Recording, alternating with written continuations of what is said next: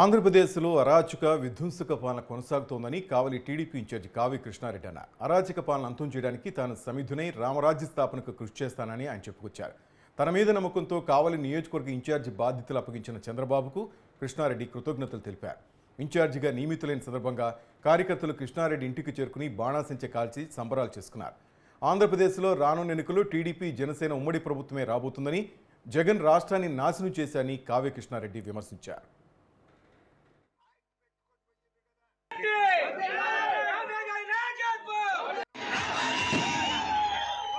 ఈ రోజున తెలుగుదేశం పార్టీ నాకు ఒక బాధ్యతని అప్పచెప్పింది.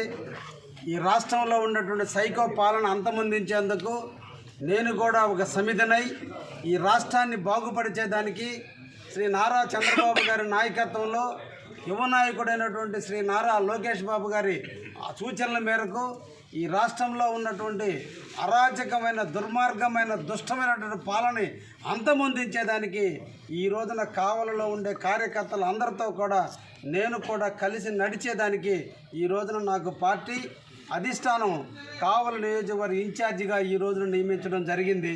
ఈ సందర్భంగా అందరికీ కూడా పేరు పేరున ధన్యవాదాలు తెలియజేస్తున్నాను.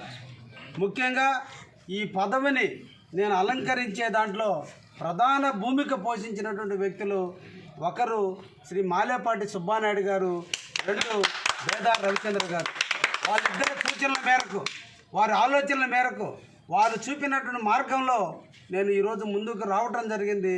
ఈ నియోజకవర్గంలో ఉన్నటువంటి ప్రతి కార్యకర్తను, సీనియర్ నాయకులను అందరినీ కూడా కలుపుకొని సమిష్టి మీద ఒక తాటిపైన తెలుగుదేశం పార్టీని ముందుకు నడిపించే దాంట్లో అందరినీ కలుపుకొని ముందుకు పోతానని కూడా ఈ సందర్భంగా తెలియజేస్తూ, చిన్న చిన్న సమస్యలు ఉన్నప్పటికీ కూడా మన ముందు ఉన్నటువంటి పెద్ద సమస్య కావలిలో ఉన్నటువంటి దుష్ట పరిపాలన అంతమొందించాలి.